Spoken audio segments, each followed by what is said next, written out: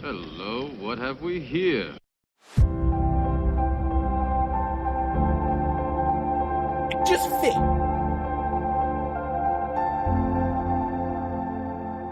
Maximum balls. How's it going, everybody? We're back again. This is the ESE Fantasy Podcast, your weekly escape from the hum, the drum, the bullshit of your daily life. And we're in the midst of some good shit right now, Charlie. I mean, first of all, this is the Ironheart review. I'll get to that in just a hot second. A little Ironheart. Anyway, but yeah. And we'll get to that. We'll get to Iron Ma in a second. But Iron Ma. but that fucking popped me. But yeah, but I mean, we're in the midst of some good shit right now. We're both in the middle of Trials of the Jedi right now, and we got Ironheart coming out. I'm about to go see this weekend the new 28 years later. I just saw Final Destination. Was that like 2 weeks ago, a week ago, something like that? I think about 2 weeks ago or something like that. Ba-da-da-da-da. It was pretty good. And you saw Life as Chuck. We have those reviews out on the channel if you haven't already tuned into those. As well as we're releasing other content over the last, month or so. But it's been about a month since we had an active TV review going on, give or take. So, and Last of Us Season 2 left us with a fucking bad taste in our mouth. I'll keep it a buck, At least me personally. I can't speak for you, but I know for me, I was like, what the fuck at the end of that. So, yeah. Hey, we knew eventually it was going to come a show where it was like, damn. Nothing can be perfect forever, and No, not every source material is worth adapting. That's a good way to put it. Very well put.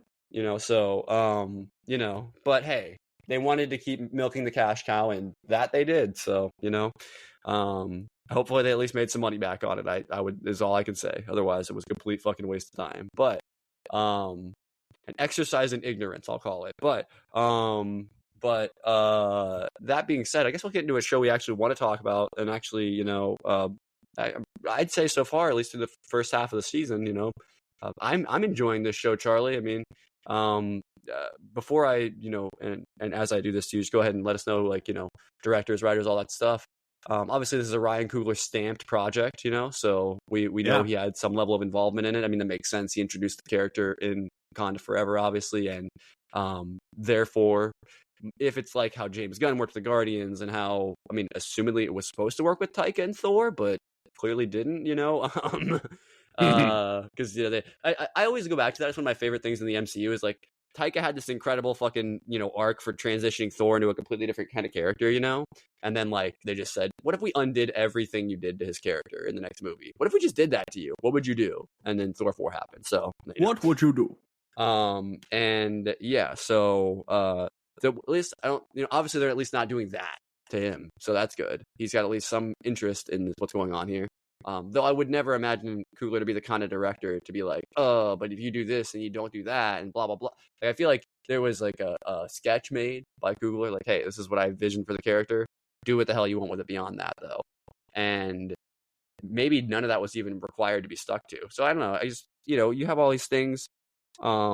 And I mean, where are you at with the show, just off the top of your head, without getting into anything? And then, let me know who helped contribute to this masterpiece. I'll call it that. It's a masterpiece of what could have been an absolute fumbling if you just didn't handle this right. And I know you're like, what? That's a crazy word to be thrown out there. The music, Charlie, everything going on in this just makes me feel like we're watching something special. Like, yeah, no, just right off the bat, I'm absolutely loving the energy and the vibe of this show. I think that was something they had to nail, and I think that they did. So that already is a great start. Look, I thought we've met Riri Williams once in Wakanda Forever, and she was pretty good in that. She was just honestly, I thought she was underused, actually, personally. I thought she could have been more in the movie, I thought very quickly they established, like, this was something Ryan Coogler had to do, was very quickly establish, like, Riri Williams is potentially the smartest person in this whole thing now. So how are we going to set her up? How are we going to lay these fucking, how are we going to do this? And they did it pretty quickly, and they had her have a good personality, and the stuff with Shuri was nice. Just everything about her was pretty good. So where do we pick up from that? And I thought they made it, this is so far, 3 episodes in, a compelling story. I like this band of misfits. I really like where we're going with this villain, and we won't talk about who the actual villain is in this review because everyone will know next week because the show ends next week. But we know where this is going. They hinted at it a ton in the last episode. I feel they did, but we won't mention it. It's okay, just in case people don't know. No, I'm just saying, for people that are like, oh, what are you talking about? No, they've been planting, for those of you that just don't know, they've been planting clues the entire time. Like, you could probably do a quick Google search and you'd figure a little bit of it out, I would think. Mm-hmm. And yeah, I gotta tell you, a couple of the reveals really worked for me. This whole idea of Natalie really works for me. Duke, there's a heist in this that is just unbelievably fucking crafted. Like, it's done with such care, and I'm so impressed by it. It's one of those things where we talk about bringing new voices and new ideas into Marvel, and how does it look different from the next? I don't want the shows to feel carbon copy. You know, this is a fucking deep cut, but when we were watching Raw and SmackDown in 2015, I don't want SmackDown just to be blue Raw. Let's change it up. Let's get a different vibe. Let's get a different energy. If someone's got their spin in Marvel, what's their Marvel look like? And like you mentioned, the music, right? That playing into it, the editing style, the VFX, all of it's playing in so well. The fight scenes are so great. So yeah, everything's working well, and I think at its core we have a good, fun story that it's enjoyable to follow, and I think it's going to get very high stakes. So is there anything else you want to touch on just with overall thoughts, and then we'll get into these actual episodes? Because it is an overall thought, and it's something I can dig into more when we actually get into the review, but or I guess rather into the meat, if you will. But something that really connected with me is all these scenes where Riri is not dealt with her trauma. She is not doing okay. Like, she's still not dealt with it. It's still eating away at her. And it manifests in the form of Natalie, right? And so I love that she's able to help maybe manage that a little bit more because of Natalie's existence. But Natalie's very existence, as well as all the trauma that she went through with regards to Natalie and Gary, is still unresolved, and that makes it so that she's not just this perfect, flawless, I think that was the thing they really needed to do with Riri as a character, was to make her human, because I feel like a lot of the, humanizing the smartest person in the room. Yes. And also, I mean, it's just like this, trying to make her relatable, where, like, it's happened with a female Green Lanterns, and happened with various, or even Jon Stewart, I'm sure at times had dealt with this. But like, you just pick a character that had a character take on their mantle at some point, and probably somebody, with the exception maybe of Miles Morales, and I'm sure there are still some people out there that don't like that, right? With the exception of Miles, I can't really think of another one that people have just accepted and said, no, this is not, and not done, not my Iron Man, not my this, whatever, right? So even though they do directly, draw attention to Tony a ton, right, especially in the first episode, they also want you to recognize that this is a different character. She has flaws that maybe even, are similar to that Tony had, or maybe, different, because they had different life experiences. I like that it's not just, they didn't make her this, like, not to use a term that I feel so toxic to use, but like, people used to throw around the term Mary Sue a lot with like the character of Ray, like, I feel like the problem with Ray was you really didn't see her flaws until much later in that series, like, and I feel like that was a problem with the writing, right? But at the same time, they don't do that with this character. It's like it's actually almost like the direct opposite in the way that I feel like they do they're trying really hard to make us realize this is not a perfect person that's not necessarily cut out to be a hero right away. We're going to follow along that journey of how Riri comes back to both being able to cope with just, all the shit, as well as, dealing with, being confronted with this literal ghost from her past, like I know I've rambled on for way longer than like an opening thought. But I wanted to piggyback off of that. And when we talk about people kind of these creatives, right, taking something on, and like you mentioned, showing her trauma. And Duke, I thought how they visualized that, just the cinematography that really went into just kind of showing us that, like, A, they made it abundantly clear, but then B, they did like that first person type of use of it. And it worked really well. I thought as a visual medium, it was enjoyable to watch. Now, there was some like effect on it that probably made it like 15 frames or something. Like something really made it glitchy. Not glitchy, I guess just framey, right? But I think that was intended. But I thought it was visually enjoyable to watch. So, like, I don't know about you, but when something is like that and shot so different, like, yes, to make it and obvious of the past, some people really just change the colors, do this, that, and the other, right? You get your yellow Mexico / yellow yes, not there's America, many ways people visualize the past, and I thought this was a creative way to do it.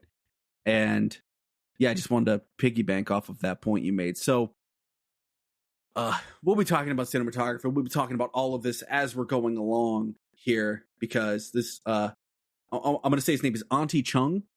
He's an LA-based director of photography from Taiwan, and he did all of these episodes. So yeah, I thought really well done here, and stuff about like the past just stuck out a lot. So okay, well, the real meat, right? So Chinaka Hodge, she is our created by.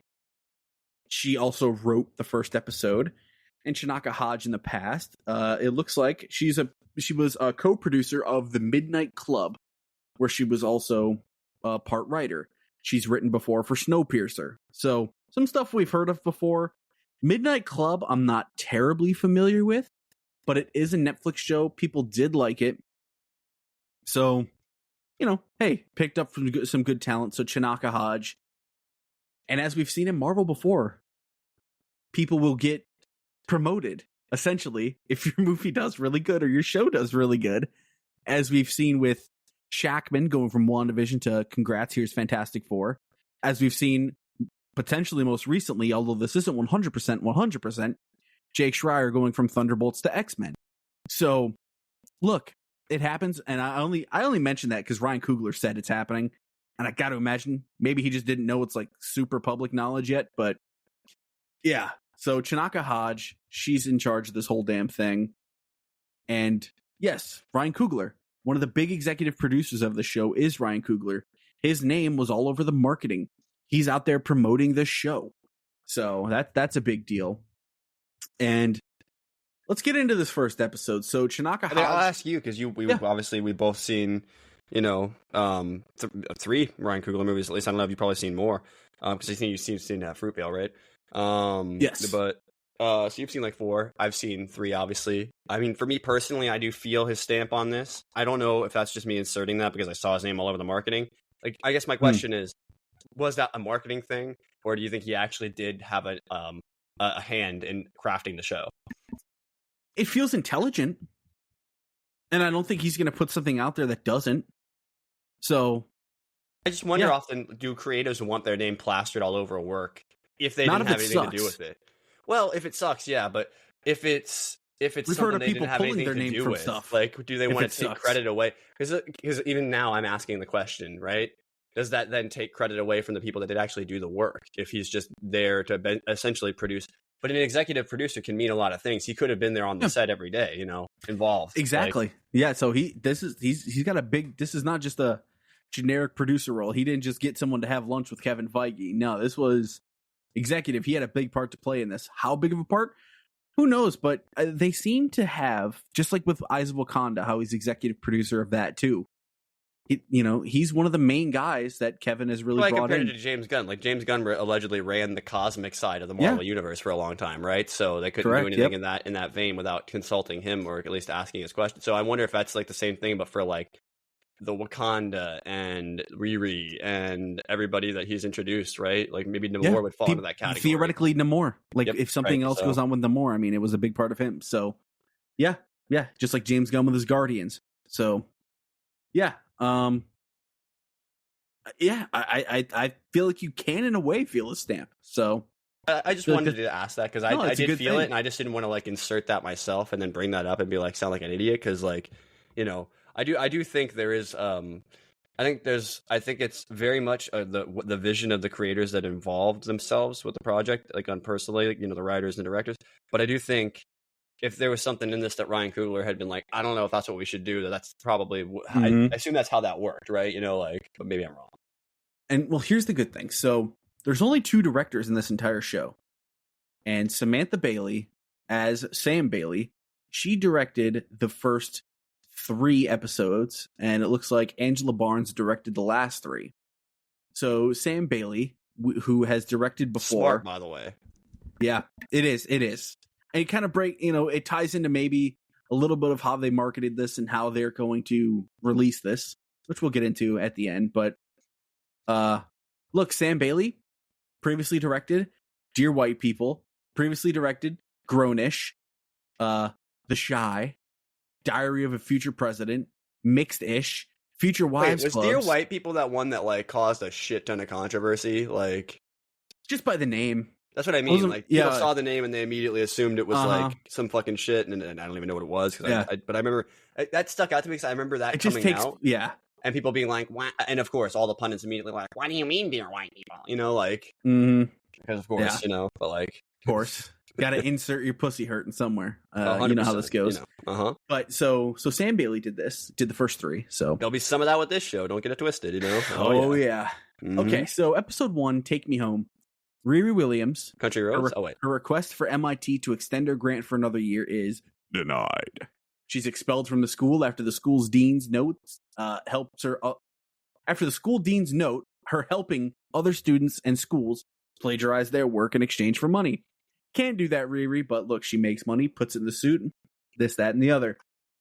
She takes off. One of those things I was talking about. This is not. I mean, yes, have some smart kids probably done this and made bank. I'm sure. You know what I mean? But at the same time, it's not morally right to do that. Technically, And this is continuing off of what she was doing in Wakanda Forever. Yeah, man. So we saw her fucking hardballing people. We know. I also love that. And there's like also the kid that we're gonna meet later in the episode. Like that's like the I'll call him the what do you call that? Like the thing he's dragging along behind him. What the hell is that thing called? Anyway, the wagon. The wagon, yeah, the wagon kid. We'll call him.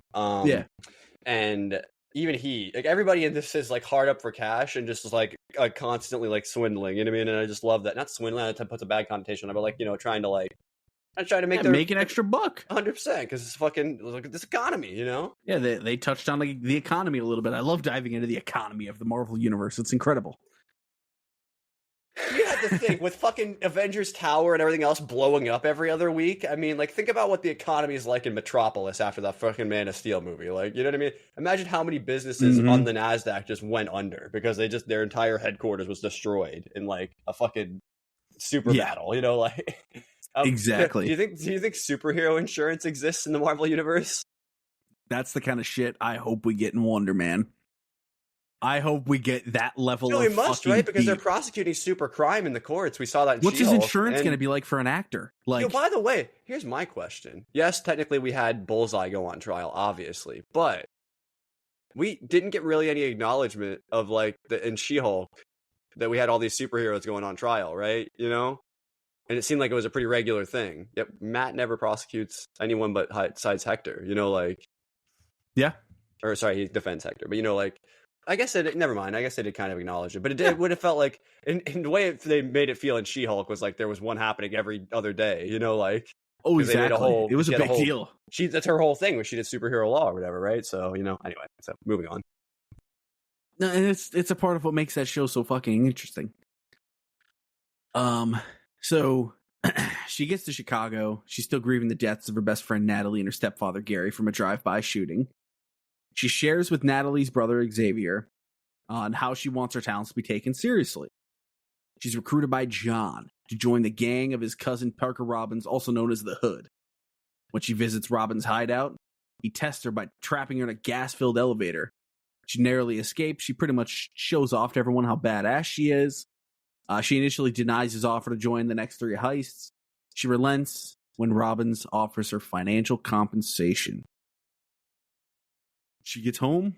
Riri lashes out at her mother, Ronnie, over the loss of their loved ones.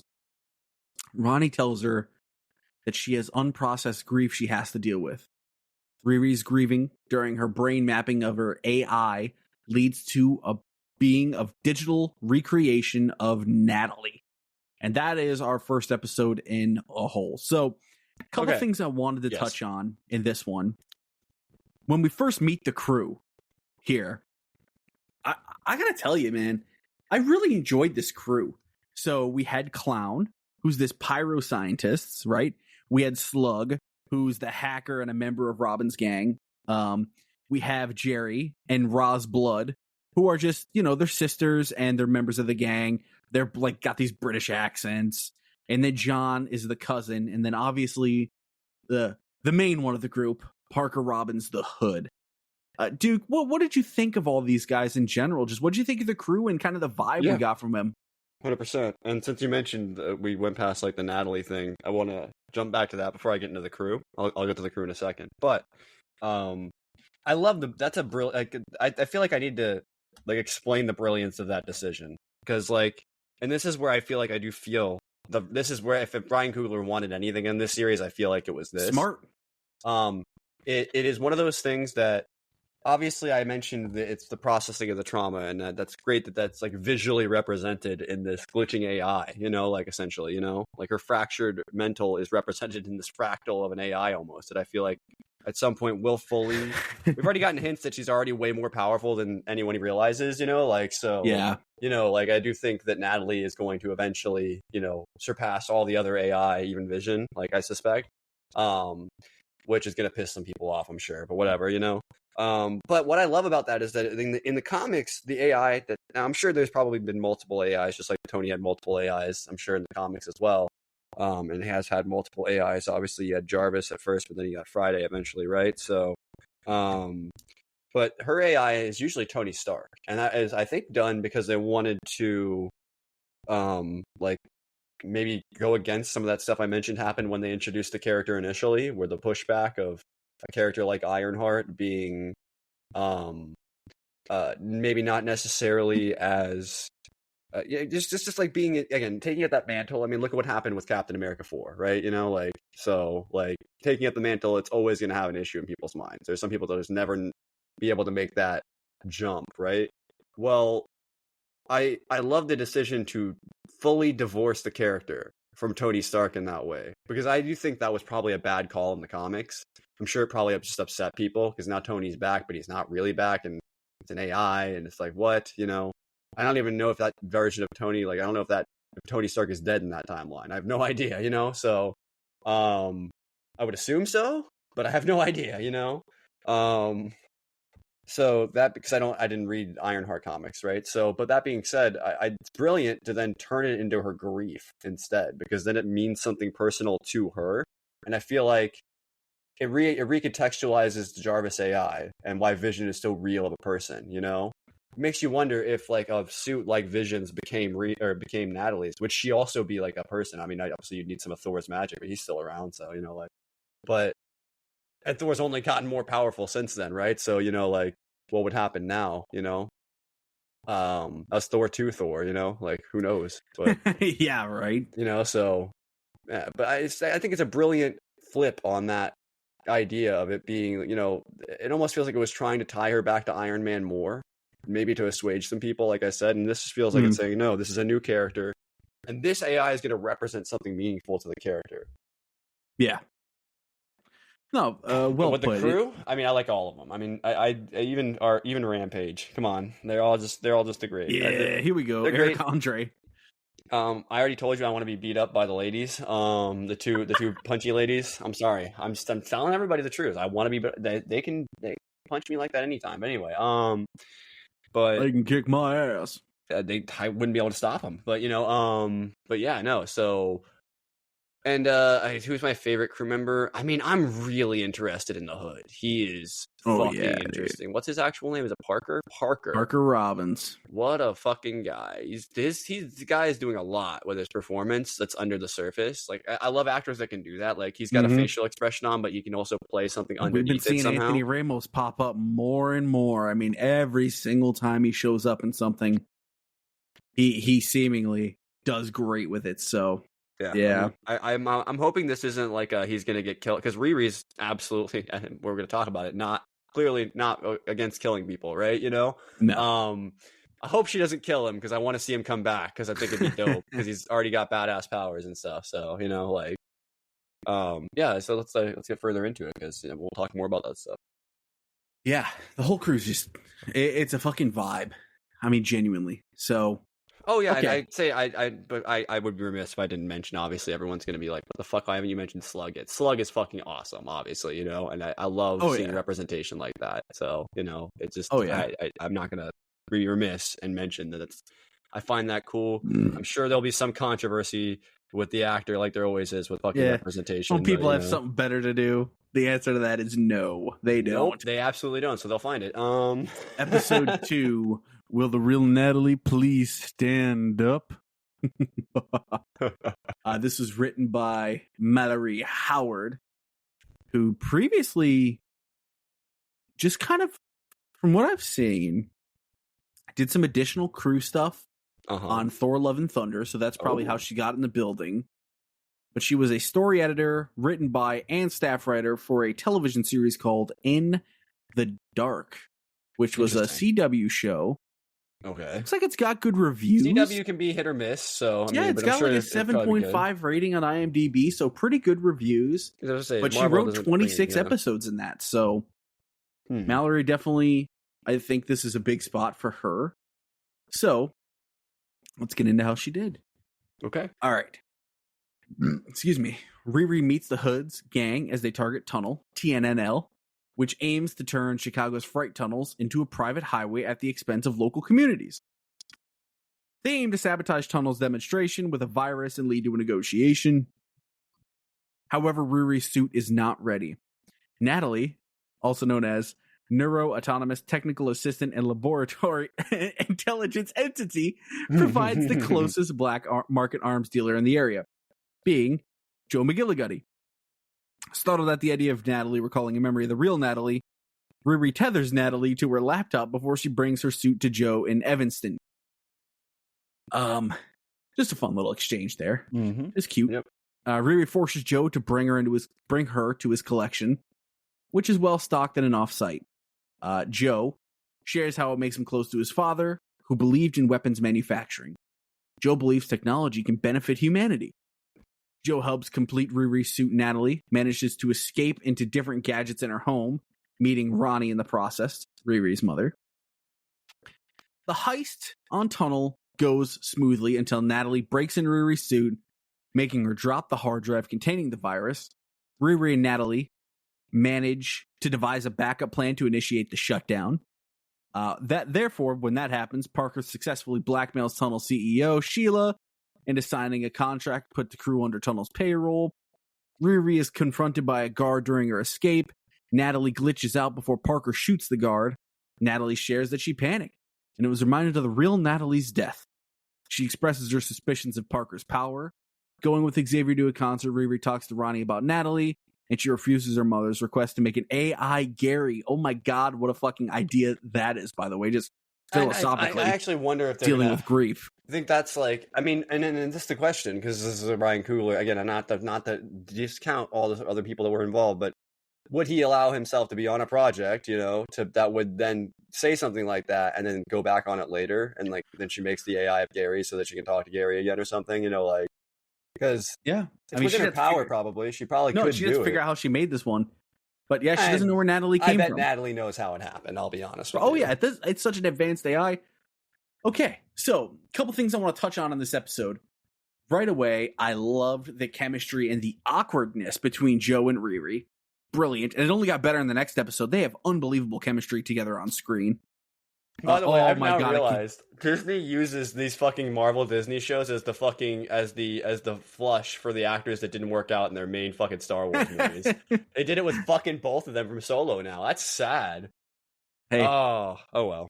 Hey, at least they got work. Hey, at least they got work. Yeah. It's something that wasn't like Game of Thrones I don't even know what Alden was in before. Star Wars, so. 100%.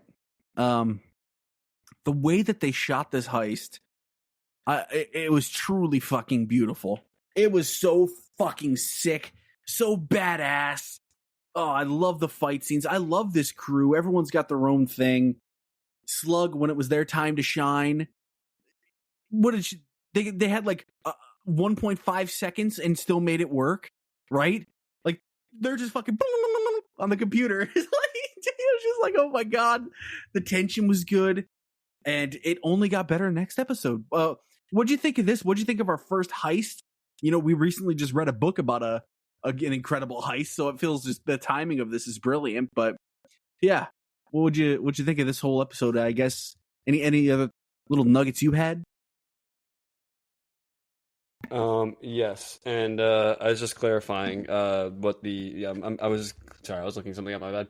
But sorry, what was the question again? I'm sorry, I was tuned out for a second. Just any other thing you liked from this episode? Oh, I mean, yeah, like you mentioned the heist. I mean, I feel like it did kind of get like almost to those like Soul Chase vibes from Black Panther 1, you know? Like or I guess I should just say Black Panther, you know? Where like, you know, it was like very colorful and very like they used the CGI of like the technology and stuff like that very much to like light parts of the scene and stuff like that almost, and like add almost like I don't know, almost like a Tron feel is the only way I can describe it. I don't know if Coogler's into Tron at all, but hey, you know, like No, it yeah, so I'm not really sure beyond that, like what it was cool, and like you mentioned Slug, like, and also apparently like there's this iconic like drag race icon, Shea Coulee, I believe is the pronunciation, is like apparently like it's like this iconic person they have in this iconic role. So I'm not sure. I'll have to look into see if it's actually like a trans representation or if it's just like a drag representation. Either way, it's cool. You know what I mean? Like, because you don't see people like that in shows too often. I'll have to do some more research. I'm sure this is a character from the comics. It feels too specific to not be. But if they just invented this character, holy shit, that's cool. You know, like to create a character that feels that's what I'm getting at. If it's not, if this is just an inserted character that they're like, we want this for the story for this crew. What great writing! Because think about how so there is a like, link you know? to a character named Slug. I don't know if it's the same one or if it's I imagine it's probably like they did what they've done with other characters. It's like some Captain America villain from the 80s. So yeah, so they probably just took. Well, they are villain. This is a villain crew, so I can't imagine the Hood's a good guy. So yeah, well, he's already shot a cop. So yeah, at the end of this episode here, so you know, and blackmail. Yeah, none of this is really legal, you know, like, I mean, that's why I say I like that Ironheart has some flaws. She's not just immediately, like, yes, did she save the day when it came down to it in Wakanda Forever? Well, yeah, of course, but it's like, at the same time, you know, not everyone's going to follow the straight and narrow throughout their entire life, especially someone who's strapped for cash. Sometimes you got to do some things that are a little bit shady in order to make some money. I mean, I'm not going to advocate for that, but it's definitely a route some people choose, you know? Exactly. Now, maybe in the MCU you're allowed to force someone to sign a contract. Usually, legally speaking, while threatening their life, a ton of contracting. Okay, so yeah, we could talk about that. Usually, in real life, that's not how that would be under duress, and that would not be legally enforceable. However, this isn't real life. Yeah, so they always have that. But it's just I could see people having a little bit of a nugget with that, which is okay. But yeah, hey, whatever. It works though. We get a glimpse of his powers here, and I'm just wondering how far we're gonna go. Because so we have John just casually mention he's holding his breath. I don't know if he can hold his breath for that long, and that just kind of lingers in the background for like 5-10 minutes, and then you finally see he wakes up, and it's just fucking really good power set here. Oh yeah. All right, episode 3, We in Danger, Girl, by Francesca and Jacqueline Gales. So it looks like they're a writing duo from what I've gotten here. Since 2019, they've worked together on everything except for one. So you ready for this? Okay. So, the stuff they worked together on My Block, did 20 episodes of that. The Tick, Punky Brewster, and then most recently, story editor and written by all 9 episodes of She-Hulk Attorney at Law. Oh, okay. Written by Twisted Metal Whoa. and now Ironheart. So So we might have to give Twisted Metal. they got to work with our boy Samoa Joe. They have to work with our boy Starters. Anthony Mackie too. Yeah, Samoa Joe. So I was not expecting Twisted Metal, but She-Hulk makes sense. That 'Cause show you know might what? secretly be good, and people are just sleeping on it. I'm betting. That's what I'm thinking. You know. And here's what I'm going to say, because this is going to either upset people or they're going to be like, "God damn, this son of a bitch knows ball." I'm not surprised because this was the best episode. And look what they worked on. They were fucking good at She-Hulk. Yeah. Like, so, and then we get to this. All right, there's a lot here. I'm going to go through the whole episode, toss to you, and we'll fucking go from there, all right? Sure. Okay. So we open up and they're celebrating their heist, but it goes sour when Riri and Clown touch Parker's hood in his room. Causes them to be chastised by John. The whole vibe here completely shifted. The actors, they all played this perfectly because it felt like we were an awkward fly on the wall inside this fucking room. Parker arrives, shares their second heist, targeting biotech firm Heirloom, whose farming technologies forces farmers out of business. Riri shares to Parker her struggles that partaking in the heist makes her a bad person. Parker shares that anyone who achieves greatness has done questionable things to get it done. So he talks about his magical suit, or his magical hood, making him become unstoppable. Natalie forces Riri to upgrade the suit so that she would not be tethered to the suit. Riri's informed of the death of Rampage, a former gang member. She decides to find a way out to cut off a part of the hood to find out the truth. Using Joe's designs of biomesh skin to conceal bionic enhancements, Riri goes to Joe's place. Joe also shows up at her house, and it's a really fun bit here. It's fucking great. Again, their chemistry together, Alden fits right in with this show. Like, it's perfect. She finds him injured from an experiment on himself, and he's finding medical supplies. She discovers the ashes of Obadiah Stane. Joe reveals his real name, Ezekiel Stane, the son of Obadiah, who died trying to kill Tony Stark. Tony Stark with a box of scraps. Zeke did not want to be like his father, and shares his concerns over what Riri has planned. Zeke asked her why she built an iron suit. She explains that Gary was a Stark fan and fixed things because he could. She hopes to do the same. She comforts him. He gives her the biomesh skin. Again, their vibes are off the chart. Alanis Morissette's playing every time they're on screen together. And again, I don't think it's like romantic. I'm just saying in general, like just their chemistry, their vibe together. It's fucking brilliant. At the heist, Riri lets Natalie use the suit while she sneaks up on Parker, cut out part of his robe while he negotiates with the CEO. Funny enough, this to me was probably the weakest thing in all 3 episodes. The idea of her having to cut this off. What ensued from it, I think they had to get to. You had to get to, how do you get to where you get to, right? And this is going to set up the rest of the episodes. I mean, people would have called it an ass pull, but I would have been willing to accept that.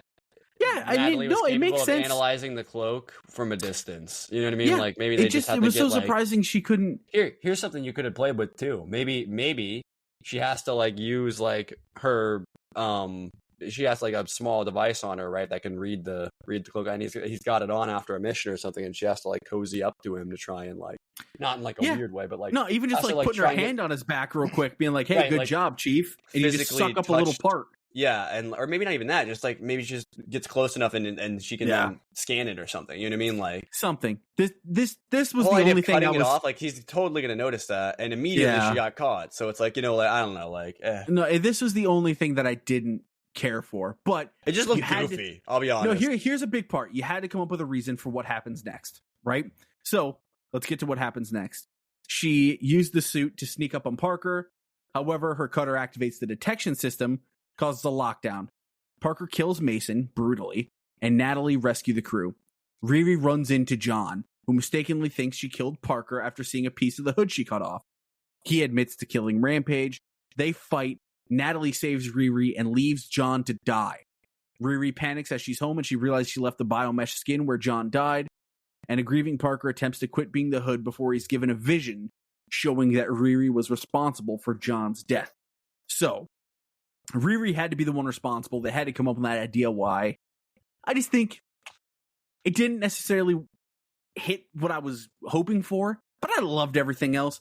This scene here, when we're just letting Anthony absolutely fucking cook, and his essential, like, his fight with the devil is what it feels like here. I mean, he is just grasping at straws here. Why? Why have you done this to me? So good. Yeah. John's dead. Yeah. You get what you fucking deserve, buddy. Hey. What'd you think of this whole thing? And yeah, we'll touch on a lot of stuff.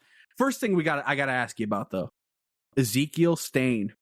Hey yo, box of scraps. Yeah, no. I first of all, hilarious. Second of all, Obadiah Stane literally on the floor. He was literally a stain on the floor for a second. Anyway, I was getting vacuumed up by the TikTok vacuum. Crazy. But they do have those on TikTok, don't they? Anyway, but yeah, no, like crazy, like my mom got duped into one of those. I feel like they should have acknowledged his family existing at some point, even if it was just in like a news clipping on a table or something. You know, like Obadiah Stane family is now in financial ruins. Tony Stark gives them money, even though he tried to kill him or something like that. You know, I also love the detail that they covered it up. Yeah. I always wondered, is Tony Stark known as a murderer? Because he did kill somebody. He didn't mean to, but he did absolutely have to kill Obadiah to win that fight, you know? And it makes sense with the politics in the universe, especially at the time. Oh, yeah. You know? He was trying to portray himself as anti-war. I mean, that was like 15 presidents ago in the MCU. Think about it like this. If he goes out there and says, I killed this guy after I was anti-war and shut down all the... People are going to be like, okay, fuck you, you're a liar, you know? Like, and not buy him as a superhero, you know? Basically, is the way I would take that, you know? So... you know, it makes sense, but I never thought about it until they say that. And I'm like, yeah, actually, they probably would have had to cover that up because, you know, like an arc reactor blew up in the middle of, was it New York, I guess, you know, or wherever it was, you know, like, so that's not exactly, you know, it would be hard to cover up, I feel like, but at the same time, you know, it would be. Crazy shit happens in the Marvel universe all the time, and people seem to not care. So there must be some amount of cover up, and like I assume it's like in like some fantasy stories where like stuff so unbelievable happened that people genuinely think it's more likely that something else way more reasonable happened. Just like with conspiracy theories now, you know, like, but either way, yeah, no, I mean, Obadiah Stane, obviously fun to get a reference to him, you know, again, further tying it back to Iron Man. I hope that doesn't bite them in the ass, but it probably will because people are going to be mad that she's not Tony Stark. So, leaning into it maybe is the smarter move. And yeah, just the rest of the episode. I mean, yeah, a goofy cloak cutting aside, I do think all the action worked pretty well. Yes, it did. I like that John is just a piece of shit that will beat the fuck out of women. Like, I don't feel like we see a lot of characters that are just like that, you know? Like, he's just an asshole. He doesn't give a fuck, you know? Like, really, it's that main Black Widow villain. I mean, like, we're talking, it doesn't happen often where people are just straight up assholes. Yeah, like he just, maybe he doesn't like, you know, women or people he could perceives as weak, you know? And there's definitely people out there like that. Not every character needs to be a dense, nuanced villain. Nope, some people could just be, he's not even mustache swirling, they could just be evil, just you know? a dick. Yep. We could use some Star Wars baddies sometimes, you know? To assert his dominance on women, yeah. That's, I mean, it's 100%. literally. Yeah, literally, yeah. He did, you know, he had prejudice against her already, probably had it against Clown as well. That's why he did what he did to her, you know? And probably feels that way. Probably felt so uncomfortable with the two women that could have kicked his ass, you know, like, yeah. I wish he could have lived so we could see what happened there, super suit? You know, but yeah, I mean, I'm really curious. Are the crew going to be the villains of the show now? Like, is she now against all of them? Is she going to have to like take them out one by one to cover up what she's been a part of? I don't know, but you know. And here's my only concern. We had 3 episodes. She has to both defeat the crew. We have to introduce the main villain, I'll call them, right? And we also have to have her secure the bag, right? She has to get the money for the suit to be fully optimized, right? So how she's going to accomplish all of that. I mean, look, the fucking at the end here, when she's just completely crumbling on her own side and she realizes the guilt of she just got Zeke caught. All he wanted was don't let it get traced back to me. Don't 100%. Let it get traced back. I fully expect the beginning of the next episode, that's going to be one of the things we see is Ezekiel Stane arrested under like accused of terrorism and fucking. Is that going to turn him like that, into a big villain now? Like what? He's going to clearly he be can upset definitely about come that. back as an Ironmonger too, for sure. I think. Yeah, but maybe with a more advanced suit because it's he's maybe smarter than his dad or whatever. I mean, his dad didn't actually have that type of genius that Tony did or whatever. Whatever. But yeah, no, I don't. I'm curious. I was wondering that myself. Is that too on the nose? Maybe. I really hope it's not in this show that he comes back as a villain. That would be no fucked. That would be save that for Armor Wars again. Yes, they've laid so many seeds for this Armor Wars. I think that project got canceled, didn't it? It's just one of those that's on indefinite hiatus, basically. Right. But again, I think we're seeing seeds all over the place because this show was done 3 years ago. So was it really? I mean, wow. Well, it shot 3 years ago. It was done 2 years ago. Yeah, they put it on literally the burner for like 18 months. That's crazy that they sat on this for that long. So in theory, they probably had to edit it a little bit so that it could, I'm sure there were some things that they did with the intention of it being earlier in the timeline, but then they probably just cut that stuff out maybe, So she doesn't look much different than Wakanda Forever. I mean, they shot it right after. So yeah, it's been a long time coming. A long journey. But that's it for us, guys. That was good. Look, this is a fun show. This is liking it. It could crash and burn in the last 3 episodes. I don't think it will. I fully expect the first 2 of the last 3 will be like 20 minutes, 30 minutes apiece. And then the last one will be an hour. Or maybe we'll get 2-hour episodes again. I don't know. But that would be cool. Good length episode. This 55 minutes episode, it got time to breathe. It used it well, too. It didn't it wasn't like, I'm trying to think. There were probably some Miss Marvel in that aspect of letting shit breathe. Yes, agreed. Yeah, so hopefully it's like, and if it sticks the landing as well as Miss Marvel, and I think it will, then we'll have 2 shows like that about strong, powerful women characters. That would be really cool. I'm super down. Do you think there's like a minor chance that we get some of the Wakandan characters showing up in this show at all? Or do you think that's like... Nah, like you said, I think we got a lot of stuff to do still. What's happening with Parker. Maybe an acknowledgement like post-credit style, but maybe not post-credit, but like toward the end. Because I definitely think it's leading to a big final fight in episode 6 between her and Parker. Oh, so 100%. we have a lot of pieces leading to that. So how do we get there? And again, hopefully they don't kill Parker. Hopefully they don't kill her. I'd like these characters to stay alive. I fully expect the main guy to kill Is Parker. she going to get recruited by the Young Avengers in this? I think she probably. I think she could lead the Young Avengers. She's old enough. Although I think that's probably a role reserved for Kate Bishop, maybe. But either way, or Doctor Strange, even if Strange Academy is a thing, right? But I fully expect the main guy to come in to fight once Parker looks like he's going to lose, and or maybe when he decides he doesn't want to, maybe she convinces him he doesn't need to, follow that guy, and I think he will then body him instantly. He might be the Ronin. Parker might be the Ronin, so the whole first thing might be all him, for all we know. So that could be true. I mean, we don't fully know. Here's the crazy thing: we find out next week. So 100%. Again, if you guys don't follow us from our wrestling show, no idea what next week's going to look like.